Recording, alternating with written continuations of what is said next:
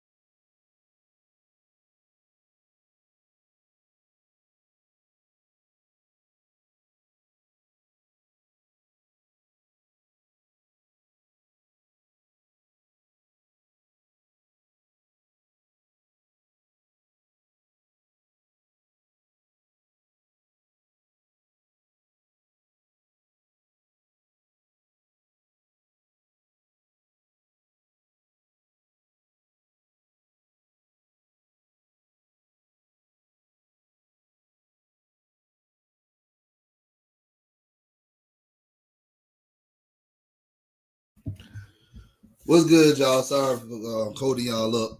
I think we got some technical issues or whatever. But hey, welcome to Mad Mike Sports. It's your boy the Dunn. Joining y'all right now at 11:30. What a day! What a day! Last night, Falcons lose against the Washington Commanders, 30-24. Before we get into the details of the game, let's go ahead and check the chat. Bucks raise boats. What's good? What's good with you, man? Shamon Wood, A137 Sauce. What's good? Speak your peace. What's happening? Knight, what's good, man? Thornton, what's good? Rodney Reeves, ATL Leo, what's good? I already know, man. You got a lot to get off your chest, man. Vlad, what's good, man? Devon, Mucho Grundy, what's good? What's happening? Number one, Sonya, see you in the building. The King, 83. June Boy, 1996. Dirty Bird, what's good? So yeah, we having some technical issues, so we're gonna get that taken care of. But let me go back to 11 months ago, well, almost a year, when we got rid of Arthur Smith and we were looking for our new coach.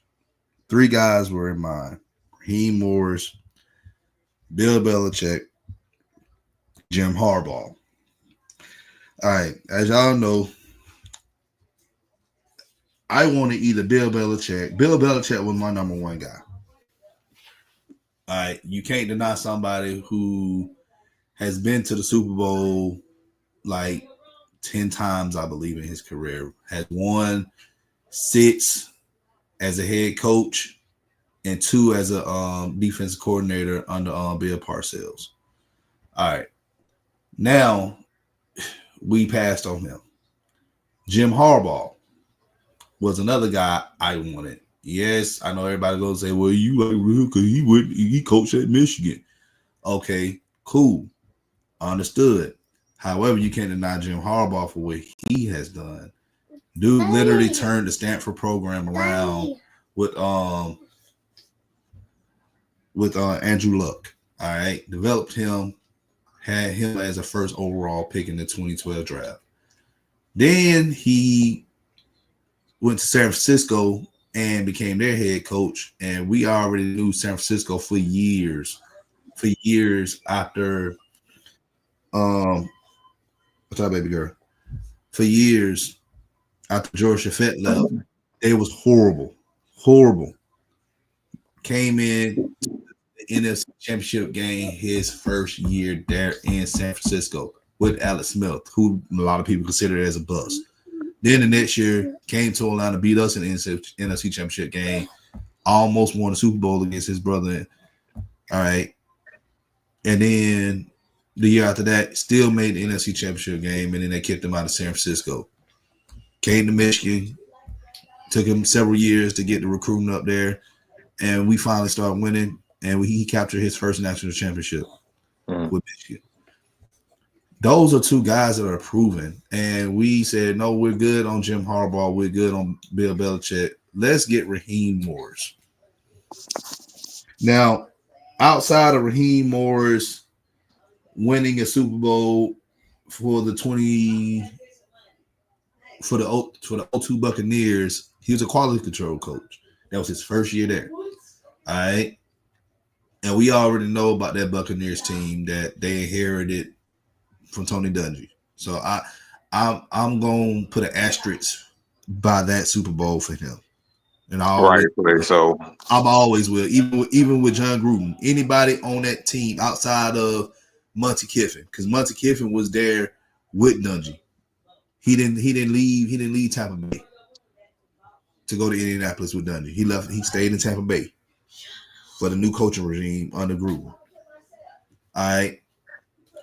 And everybody gonna say, well, he won a Super Bowl with the Rams. Okay. Aaron Donald, come on now. Leonard Floyd, Mick Stain, like Jalen Ramsey. Like, come on, like, what are we doing?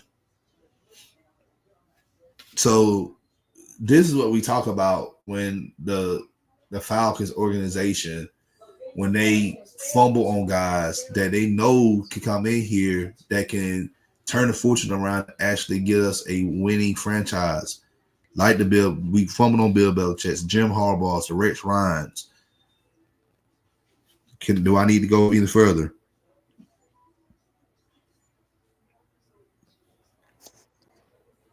No. Also,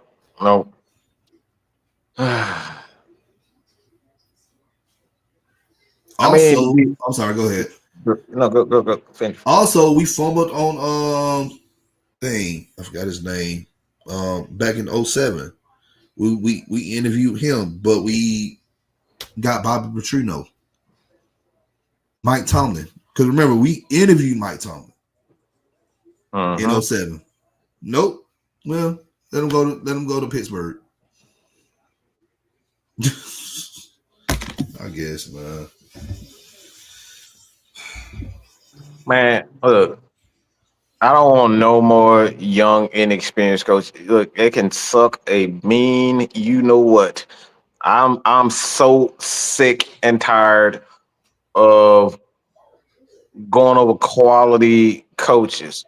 And that's what it should be about. Like at this point in time in your organization, man, you gotta find a way to get the right guys in here. And I'm seeing a pattern is that everybody and to be honest, man, it's like at some point you just gotta say, all right, enough is enough. What I saw last night was absolutely despicable on all levels. You as a coach, you put out the press and let it be known he put that out. They put that out. The press that, oh, he's been instrumental in the defense, just to turn around and look like absolute crap.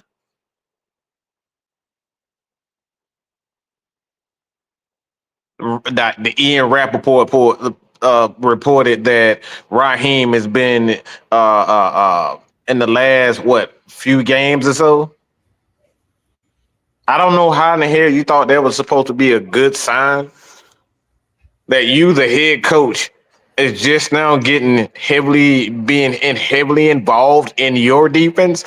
Are you freaking? How am I supposed to take that seriously as a fan of the game? I'll call Just say you just now. It's week 15, 16, 17, and you telling me you just now getting heavily involved in your defense? Let me say this again. He's just now getting heavily involved in his defense, and I'm supposed to believe that? Come on, bro. Ain't no way. If y'all believe that, man, I got oceanfront property right here on Atlanta Avenue. Something here for sale for y'all. This is disgusting. Okay, I'm sick of looking at his fucking face right now. I don't want to look at his face. I don't want to see them smiling ass chiclets he got in his goddamn mouth. I don't know if they his or somebody else's, but I'm sick of it. I'm tired of his whining and crying. Every time you lose, you whining and crying. We're gonna be resilient. We're gonna do it next time. Man, if you don't get the flying freak up out of my face with that nonsense, I'm sick of it. And if you guys don't get off of these players, this is not players. I've seen enough of the players to say that these guys know what to do. But you cannot win if you have bad coaching. I see everybody bashing Dahlman today. I see people bashing Dak Harrison and stuff like, bro, y'all bashing why are we bashing the players? We were up. We were literally up fucking 17-7 at one point. 17-7, and you just decided, you know what? I think we've had enough. I think they've had enough. That's just, you know what? We're just gonna come out and play that soft, stupid zone. It was the entire night. I saw them playing, and look, Oh my god, bro. The entire game, I saw the defensive backs playing the exact same way all game long, and I'm saying to myself, I see what they're doing. I see what they're doing defensively. Did these guys have an adjustment? Absolutely not. They didn't make one adjustment after these guys figured out. And the most this for me, this is the most embarrassing part that I saw. This is the most embarrassing part. I saw 3-4 plays in a row being ran by that offense. They ran the same 3 plays. It was an option read off foot, option read, give it to a guy like Zacchaeus off foot. They were doing the same 3 plays all game long, and this dude had no clue on how to stop it.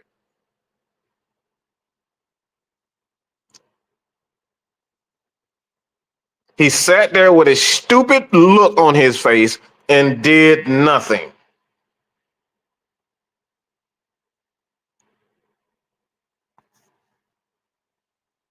At some point, look, at some point, you got to start looking at the football guys. And I know a lot of people are going to say owners. Look, I'm here to tell you, if that's your owner was a football guy, he don't know nothing about football, okay? I just hate that. I hate to burst y'all bubble. All these people here talk about Arthur Blank. Arthur Blank don't know nothing about football. He needs to be able to get football guys in here and trust football guys to do football things. Let me say that again. Owners can fire people all they want, but until they get football people in there to do football things, they're going to forever be like this. The problem is, with these fans, they listening to you motherfuckers way too much. They listening to the fans too much. To hell with what I think. Get the football guys in there and let these guys do their thing. For instance, Clark Hunt, the owner of the Chiefs, this man been around football before. Like, it's his dad owned the team, right? And he played some football, but he was more of a soccer guy. But he understood the concept of winning, which is why the Chiefs has won 3 Super Bowls under his ownership. Now they're probably going to end up winning 4. How the way things going. Really football guys in here. Jerry Jones. I know. We talk a lot about Jerry Jones a lot. I know we give Jerry Jones a lot of criticism, but Jerry Jones actually played college football at the University of Arkansas with Barry Switzer, with Jimmy Johnson. Just saying.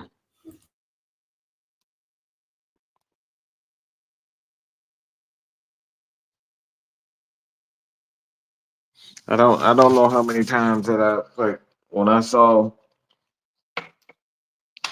that we were really being serious. I thought there was a serious when I saw that this was a serious report that the Falcons were interviewing Raheem Morris. The first thing that came out of my mind is, oh my God, are you freaking serious? This guy had no look. This guy, look, y'all can say whatever you want, but he's had zero. Success leaves trails. There's no trail where this guy has been successful. Nowhere. Where he has been the reason why.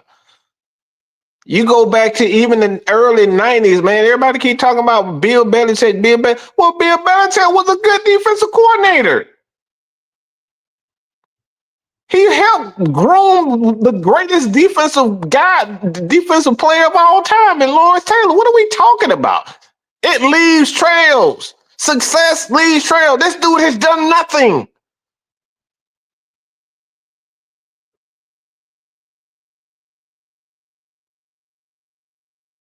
Dan Quinn before that has done nothing. He's been a friend of a friend of a friend of a friend of a friend of a friend of a friend.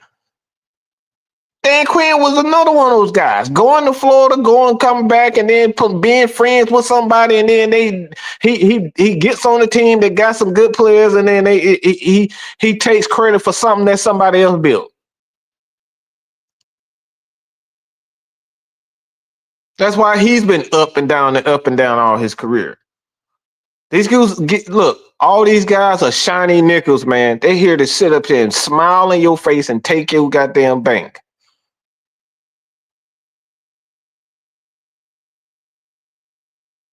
It's time to hire football guys to do football things.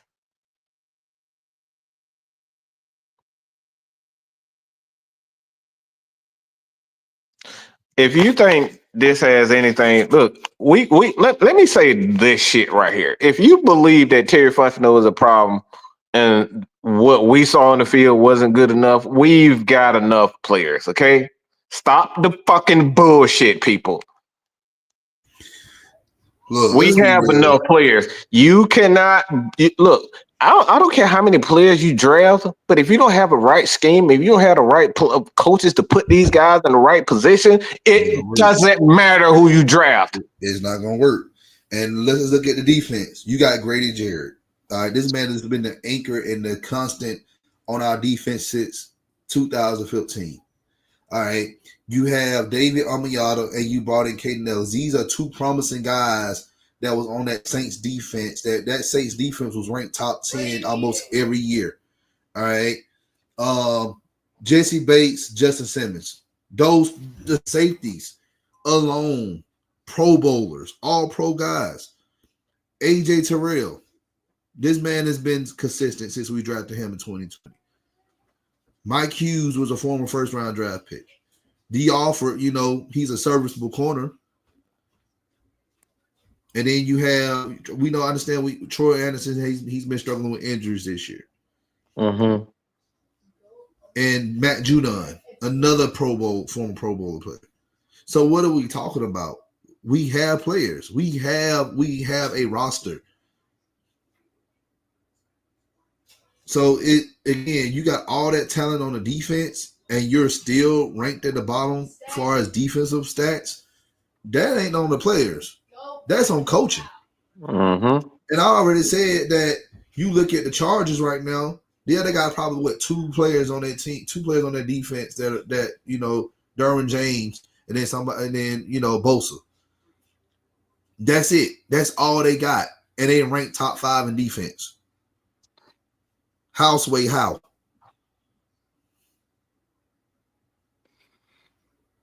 All right, so look, y'all got to look. Y'all, I do not want to hear we traded the pick to get Shanahan. I do not want fucking Kyle Shanahan to come here to Atlanta. Shanahan ain't got no business in nobody's coaching. All right, if it ain't offensive coordinator, he don't need to be a head coach at nothing. You traded. He's a part of the problem too. He's a part of that ego problem too. It's all this has to do with ego. You all just these guys that were with. Yeah, you just trading their dog shit for cat shit. That's pretty much it. When it comes to, they said, when the running game is successful in the first half, why in Tar Heel do you abandon ship? Makes me wonder if he is on Tampa. Look, it's a bit. Look, and I'm glad you said this because this is something that I like. I've stated. Look, I've stated this all year long. The Falcons, and then when they bring in coaches, these coaches don't care about the team. They care about their scheme. They're trying to implement their scheme. They don't give a flying freak about who gets the ball. They're trying to implement their scheme. And they're trying to bring in the people that's going to be good for their scheme. They're looking out for themselves. You see how all of a sudden Arthur Smith looking like a quality offensive coordinator. Now he's running the ball and doing exactly what he's told in Pittsburgh. He looks like himself. He didn't look like that when he was with us. This is the same thing that goes with these offensive coordinators. They come here and they get this. Look, if I were to do one thing as a coach, you're gonna be on 1-year deals for this point on. Every coach is gonna be year by year because they're so infatuated with implementing their scheme, they don't even care about what's going on. How many times have I said just throw Kyle Pitts the goddamn gone ball? How many times have I said that? How many times have we just said run the dang gone ball? These coaches don't care. You had Bijan and Tyler, that offensive line cooking, and just decided, nope, I'm going to throw the ball with a rookie quarterback who's just now figuring out how to get chemistry with these guys. We're going to come out and throw. We ran the ball. From what I understand, K-Style said we ran the ball 4 times coming out of that. 4 times going to the fourth quarter. Everything else was just pass. This is a coaching problem, guys. This has nothing to do with whether Kyle Pitts or Drake London or any one of those guys are good, because we know what they are. They've shown what their ability is. It's up to the coaches to magnify, to amplify, to make it better, to highlight it. You think what? Look, this is a perfect example. This is a perfect example of what I'm talking about. What is Lamar Jackson and Josh Allen doing right now? They running around, improvising. That's their whole game. Both of them. That's all they do. They just run around and improvise. But what are you saying? What did the offensive coordinator? They ain't telling him, you know what? Yeah, Lamar, you done threw 30 touchdowns. Let's hand the ball off to our fullback. This is equivalent of what the Atlanta Falcons are doing right now. Bijan Robinson and Tyler Algier doing their thing. He said, you know what? I'm gonna see what Kyle Pitts can do. You had 14 weeks, 15 weeks to figure out what plays is gonna work for our wide receivers, and you get into the 16, 17 game and say, you know what? Nah, I don't want to run the ball no more. Even though we need to get into the playoffs, I don't want to run the ball anymore.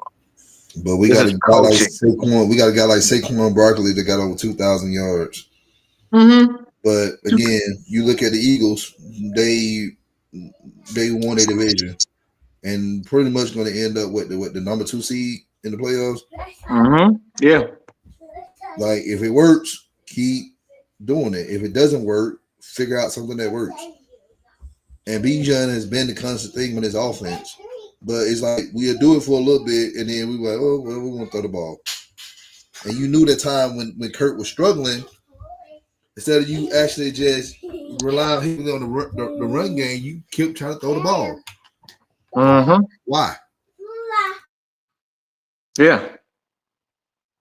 These are the things.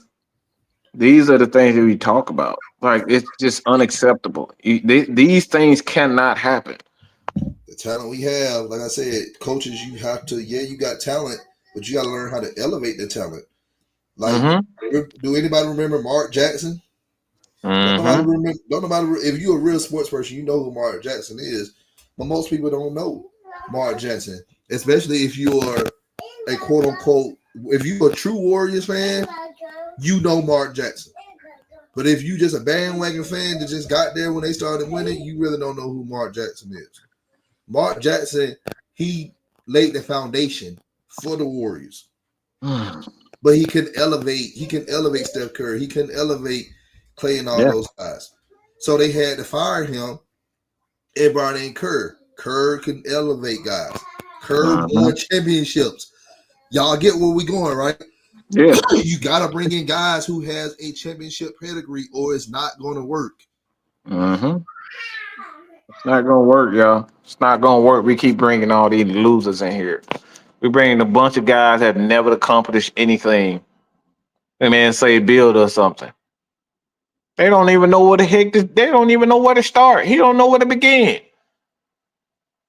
He spent more time arguing with the media than he does talking about what he's going to do.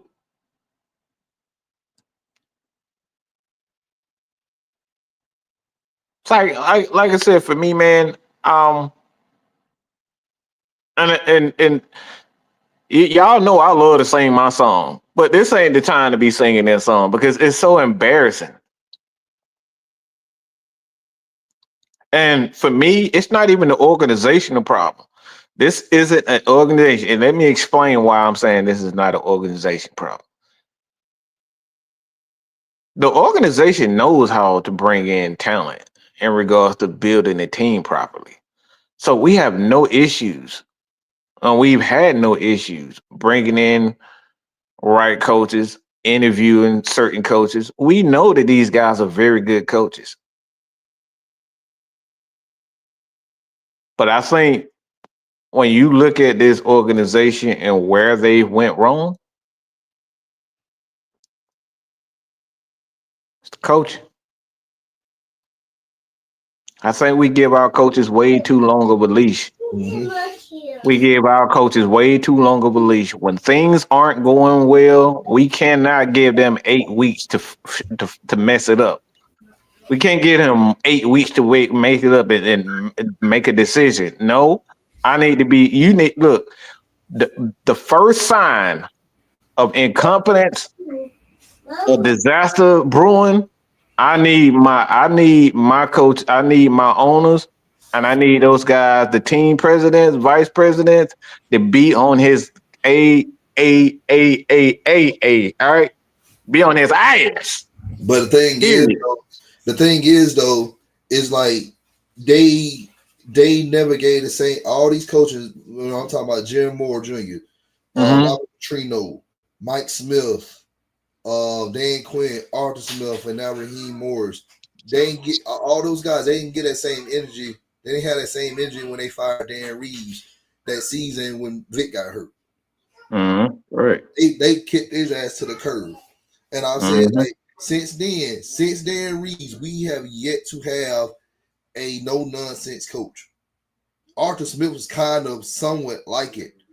But thing is, Arthur Smith really didn't have much to work with. But at the same time, he had his own struggles as well as a first-time head coach. And right. am I getting Arthur Smith the pass? No, because at the end of the day, you knew what you signed up for. So at the end of the day, man, like it's all about, man, you got to hold people accountable and hold them accountable when needed. Don't wait 10 weeks into the season, and then you see that, oh, well, we're half game out from the team, halfway out from the Buccaneers, and be like, oh, man, now we need to hit the panic button. No, we should have been hitting the panic button when we lost 2 straight. When we lost against New Orleans and we lost against Denver. That should have been the panic button right there. That's the end. Like you lost 3. You know, for one. Once I lose 2 in a row, I'm already looking for changes. Period. We up here on lost 3, and we sitting up here trying to figure out, all right, do we need to make a change? Of course you do.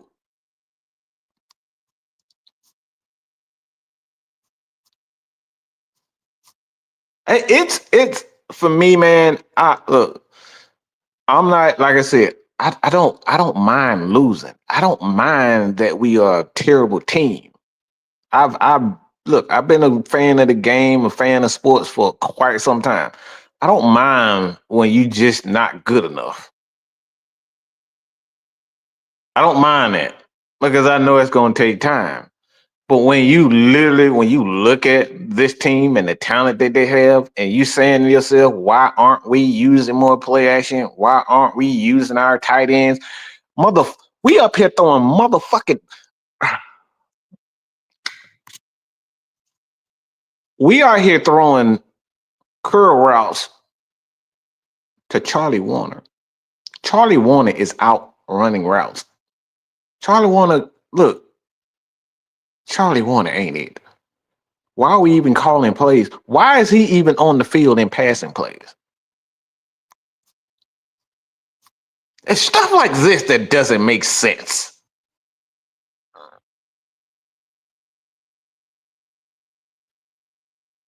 And when somebody asks you about that, why are you out here? No, I don't want to hear this nonsense about Kyle Pitts is lazy, because look, I don't give a damn how lazy the guy is. Charlie Warner, okay? We're talking about Charlie freaking Warner. You're calling plays for Charlie freaking Warner. Are you kidding me, people? It's 4 or 5 other guys ahead of the depth chart to him, and you calling plays for him. And I'm talking about just the receiving core. I'm not just talking about tight ends. He's not even that great of a receiving tight end to be calling plays for him like that. He's a blocking tight end. And we got him in passing plays, calling plays for him.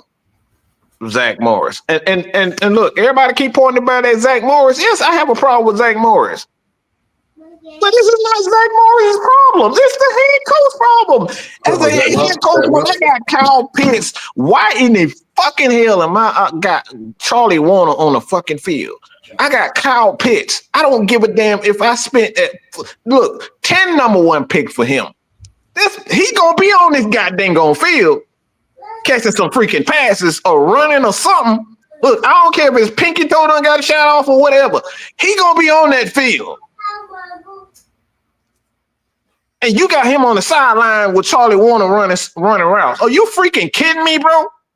And you sitting as a head coach, and you're giving him the freedom to do that dumb crap in a crucial win game that you win. You pretty much in a good spot to win your division. You lose, you're not winning the division. Guys, I'm here to tell y'all, we're not winning the South. So it doesn't matter what happened tomorrow or whatever. Next week, we're not winning at all. We're not winning this division. It's over. The New Orleans Saints are not going to beat Tampa Bay next week. So y'all need to, just like how y'all was thinking that Carolina was going to beat Tampa Bay yesterday, is not going to happen. The Saints are tanking because they try to rebuild their team so they can get a shot at the South next year.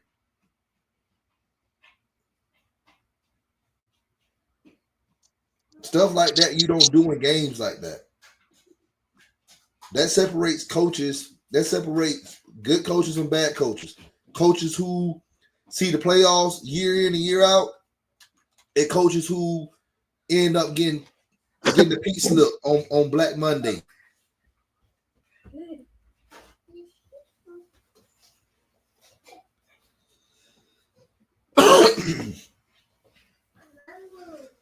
It's like I said, it's to the point where it's embarrassing. And anybody that says Kyle Pitts isn't a tight end, again, you have no freaking clue what you're talking about. Zero, right? He's a tight end. Y'all gotta let the cocksucking ass media people stop trying to convince y'all that this guy isn't a tight. That's exactly what he is. What he isn't is a Julio. What he isn't is a Larry Fitzgerald. He's not that. Y'all trying to turn him into a special player that he's not. He was never that to begin with. Matt, Mike, remember the Houston Rockets? Yes. You remember Yao Ming? Mm-hmm. Remember how they tried to change up how Yao Ming is? Instead of all they had to do was have him rebound. But no, they did not want him to do that. They tried to turn him into something. They tried to turn him into like a Magic Johnson. Remember that? Now, look, y'all have no idea what you're talking about. This is another dumb comment. Like, y'all got, see, this is exactly what I'm talking about. This is dumb. You don't go 4 overall if you're not something that people want. This is what we talk about when coaches don't do right by players. How many times have we seen players being drafted and you got these guys being punt returners, running backs, and kick returners, and these guys are actually a slot corner, or this guy's a slot receiver, or he's an ex-heel wide receiver, or this guy's supposed to be a right tackle, but you put him at left tackle. How many times have we seen coaches ruin players' career because you thought he was something, you had an idea in your head where he was supposed to be, instead of actually using him the way he needed to be, i.e. a guy like Taysom Hill. You remember that Taysom Hill? Everybody know that Taysom Hill guy? Yeah. He's a football player. So they use him in football ways. Vic Beasley. Vic, oh my God, Jesus Christ. We tried to use Vic Beasley, tried to turn him into a defensive end. He was a 3-4 outside linebacker all the way, but we tried to turn him into something. We tried to turn tack, the same thing. We always try to turn players into something that we envision them in instead of seeing what they are.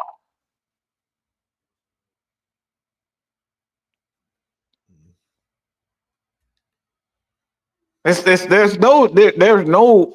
a reason why Michael Penix is throwing the Kyle Pitts right now.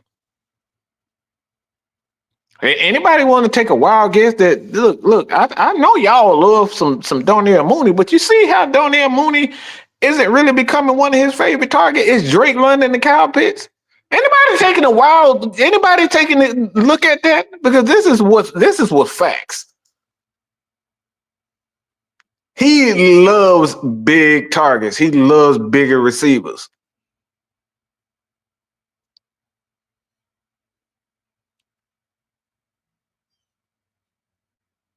So we gotta stop. He's not a special player. Okay? Does that mean that Kyle Pitts can't do special things? Of course not, because he has the skills, the 40 time, the height, all that. He has the ability to do it. But when we try, some players that just when they come in the league, you know they just special. The Charles Woodson of the world, the Champ Baileys. These guys are just special, bro.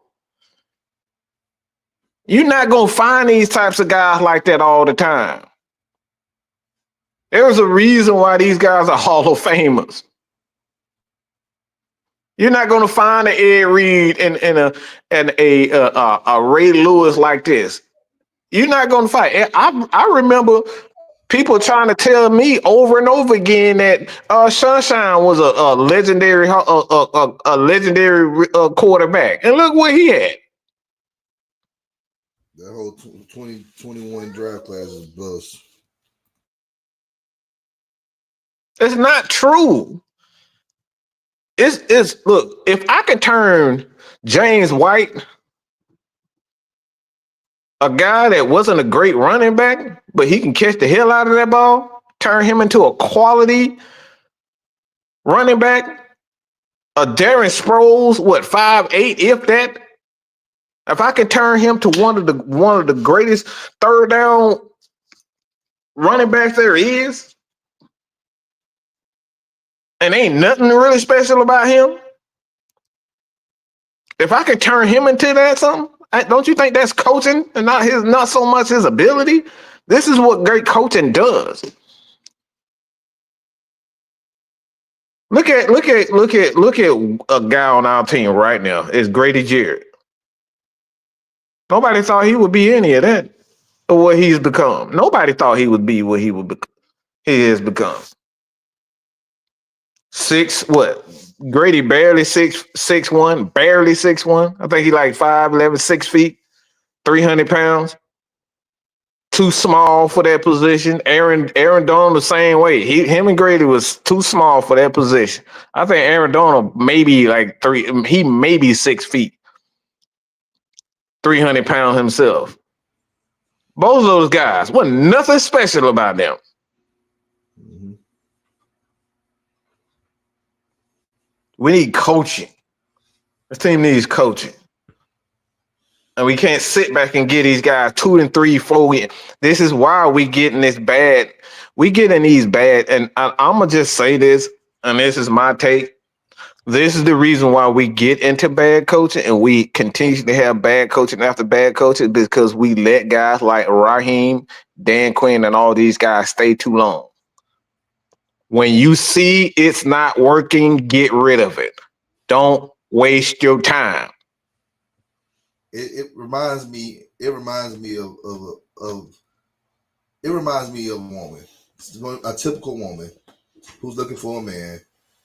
Instead of them looking for a guy with substance, and when I mean a guy with substance, I'm talking about an educated guy who's a family man, who not in the streets, not in the club, goes to work, come home, go to the gym, take care of his business, just like a man's supposed to be. But a woman don't want him because he ain't over 6 feet. He's not exciting. He doesn't have. He's not. A handsome guy. For she choose somebody like a thug, somebody who's loud, somebody who's because he's 6'4" or something like that, and got 2 baby mamas and don't take care of none of his kids. That's what it reminds me of. We pick the wrong coach every time because it's exciting, or we want it because of the culture. Instead of what's good, instead of picking what's somebody good for you, good for the franchise, we picking somebody because it's the hype.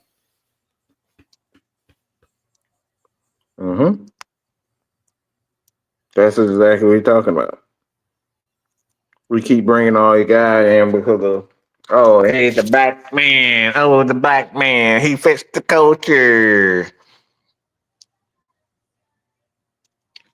We had Damon Harris in coverage, y'all. I don't know how many times I've seen Judon in coverage. Lord. It took them 15 weeks to figure out that Judon is better on stunts. Let me say that again. It took him 15 weeks to realize that maybe Judon doesn't need to be in coverage.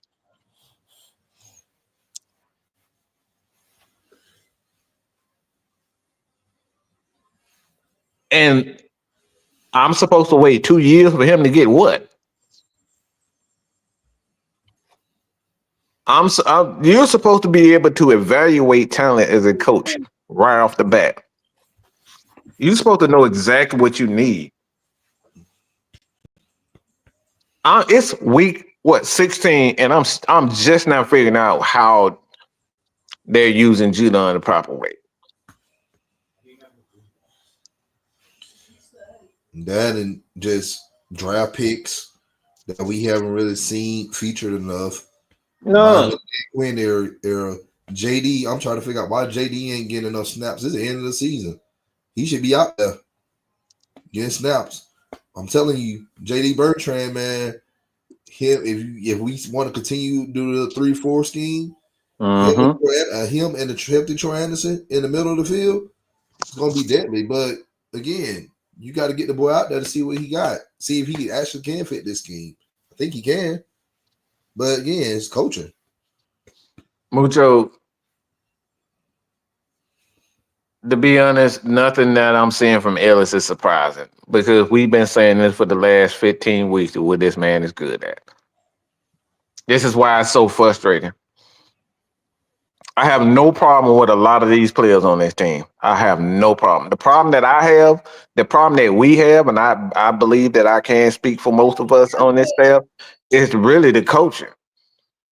We're putting these guys in the wrong position. We got Kyle Pitts out here running 9 routes, clear out routes. Let's think about that. We got all these, we got Chris Blair, we got all these other wide receivers. They could be running them clear out routes, but no, we got Kyle Pitts running clear out routes. Talking about he's the guy. If he's a tight end, why in the hell we got him running clear out routes? Just think about that for a second. We got Bijan Robinson out here running. Look, I don't give a damn what none of y'all say. I do not want Bijan Robinson out here running no damn route on the sideline. I don't. He's a running back. If I just so happen to get him on a wheel route, so be it. But when I don't want to see him lined up on the outside, I don't want to see it. These things, like I said, those things you do when you up 25, 20 something points, maybe you experiment with that. But I don't want to see in the close game Bijan Robinson lining up. What the hell you got wide receivers for? If I'm gonna be putting Bijan Robinson out, why in the hell do I have Drake London, who is 6'4", 220 something pounds, his dang on self, if I can't use him to throw the ball up, to go up and go get it? We're not even using these guys like that, but we got Bijan Robinson out here running routes.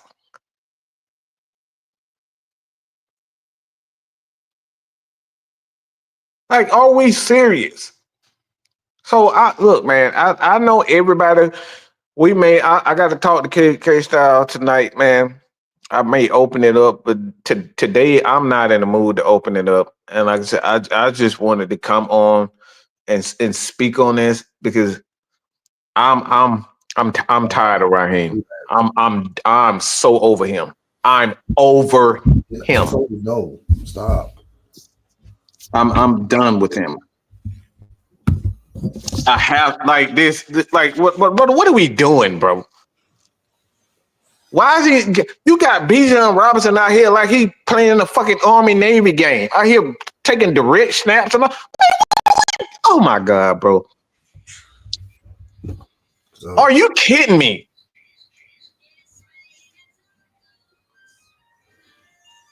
This dude is literally out here getting direct snaps. This ain't brilliant. This is not creative.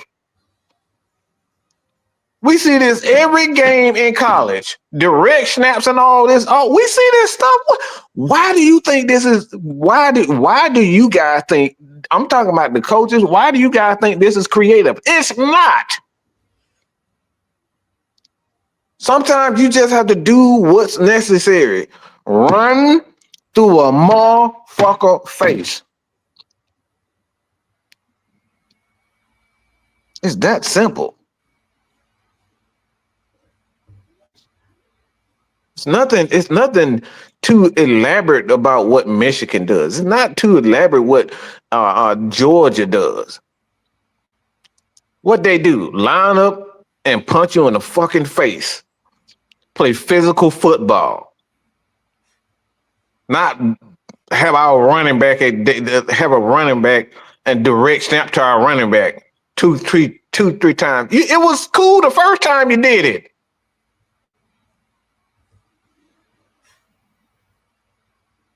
You don't think they were going to be prepared the next time you tried to do it too?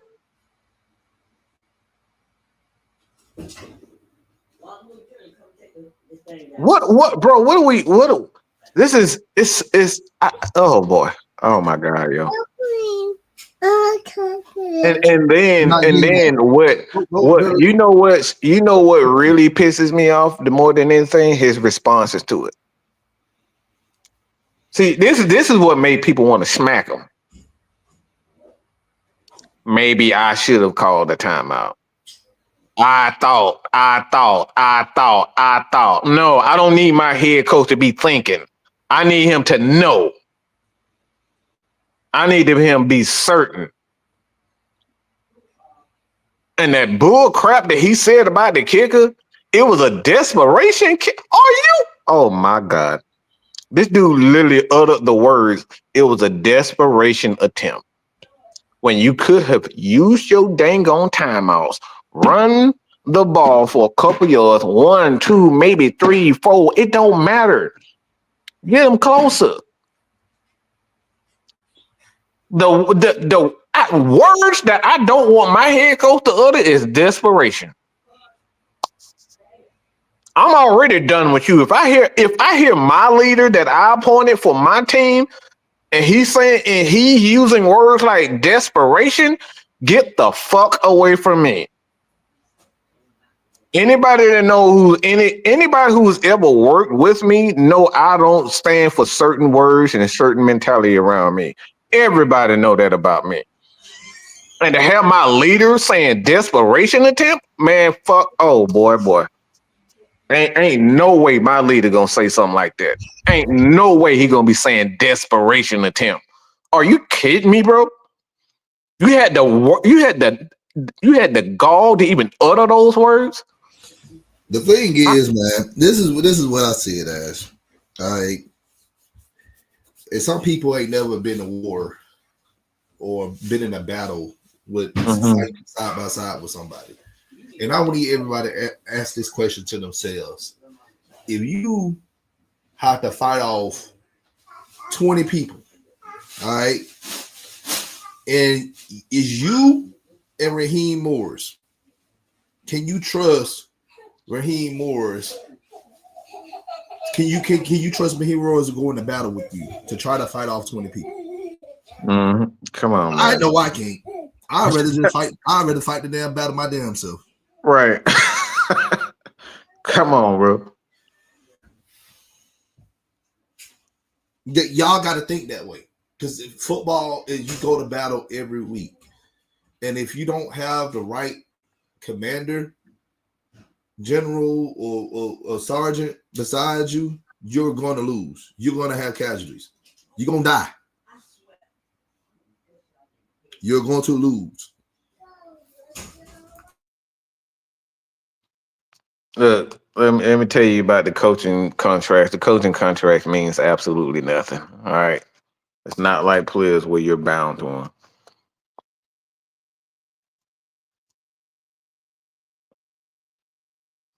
And especially a guy like Arthur Blank that has money. There's one thing he not worried about. You know how many coaches get fired and they have to continuously pay those guys? This ain't the last one. Won't be the first, won't be the last. The man that, good God Almighty. Hey y'all, I have to regroup, and we're gonna be back at 6. I promise you, and I think we're gonna open it up because I know y'all just as frustrated as I am. But I wanted to speak on this, so if you guys got a couple more questions or so like that before we leave, man. Like I said, we're gonna open it up tonight. I think I'll do that. I'm baffled that our coach just had the mitigated gall to just he said that it was my coach. It's just certain words that I don't allow people to say around me, bro. And desperation from a head coach to the leader of men. You telling me you use a word like desperation attempt, and I should have used the timeout or two. Man, oh my God. Look, the problem is Raheem is nothing. He has no strengths in regards to what he's good at, offensively or defensively. You ever realize that offensive side of the ball, he's been poor. Defense side, he's been poor. Defensive side is his specialty. That's how he came into the league as a defensive guy, as a DB guy. And the problem is Raheem is just a position coach masquerading as a head coach.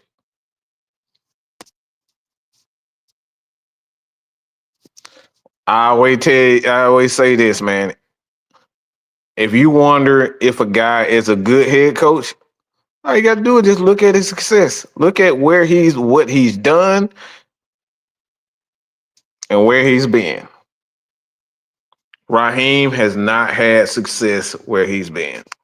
And who his mentor was, what coaching tree he came under. That's another good thing as well. Yeah, we say, well, he was under John Gruden's coaching tree. Okay, how many branches of that John Gruden coaching tree that you can really say that was successful? Not that many. It's not a lot.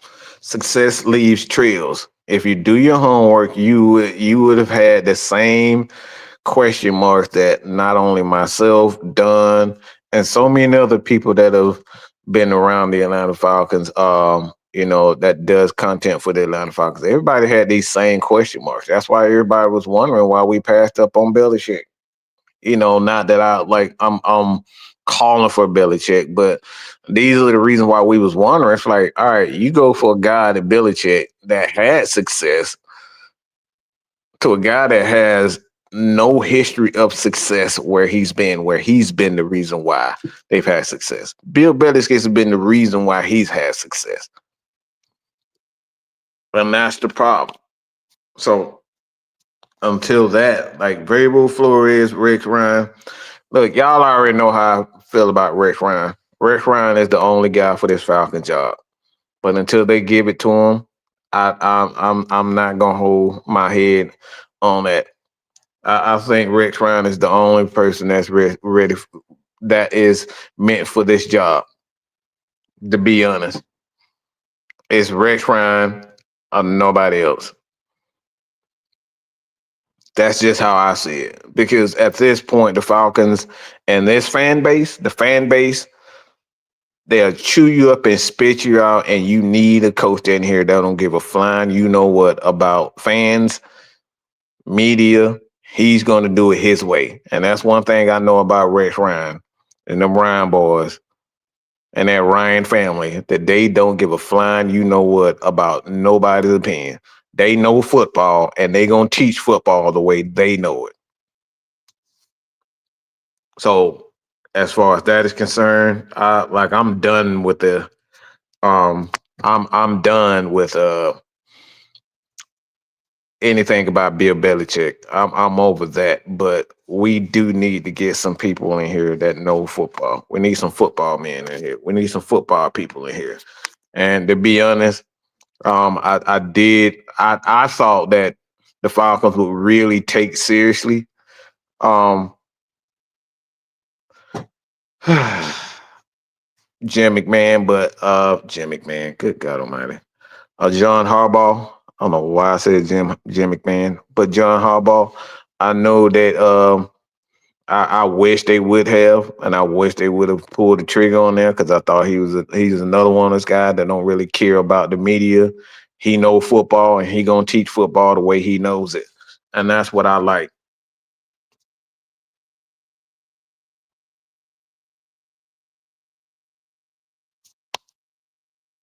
So like I said, man, all this, he's too. For me, my biggest problem with Raheem is he smiled too fucking much. I don't need my head coach smiling the way he fucking smiles all the time. Ain't nothing funny about football. He's always trying to smile in the eyes of the media and trying to be buddy and shit with them. And that shit just irritates me. This is football. If I see my coach smiling that much, I know he ain't. If he ain't won no damn Super Bowl, we got some problems. It's football.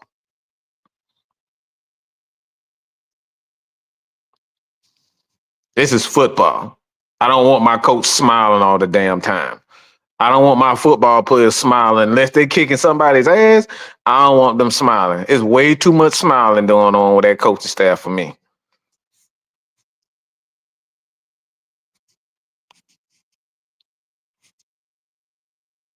And like I said, and that's all I got to say about that, man. Like I said, you guys continue to support your boy here at Man Mike Sports. We're definitely, I promise you, we're going live 6 p.m. So make sure you hit that that notification and stay tuned for that. But like I said, man, done. If that's not it, man. I got it. I'm good, man.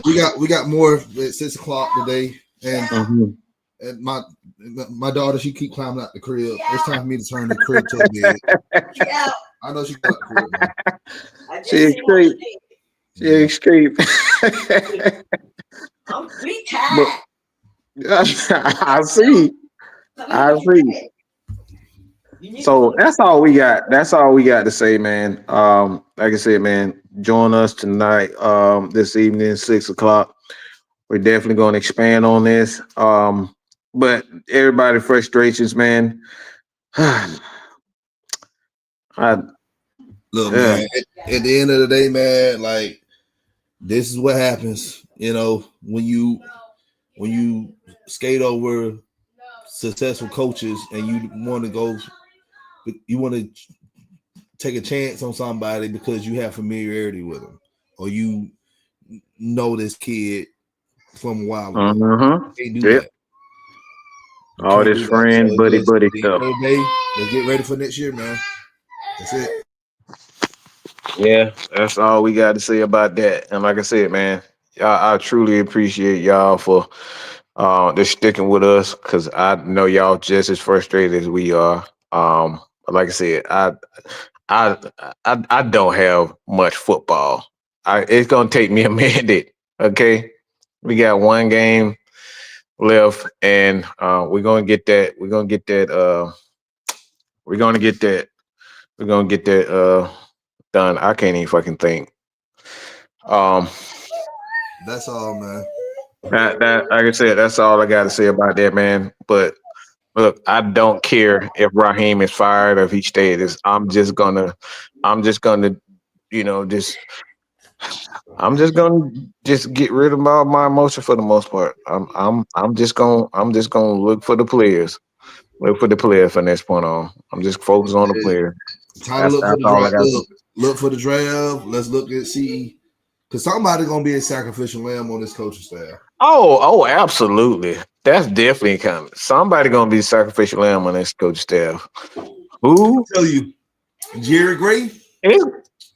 Jerry Gray and Hustle, they're not coming back next year. Look, I wouldn't expect Jerry Gray to be back, to be honest.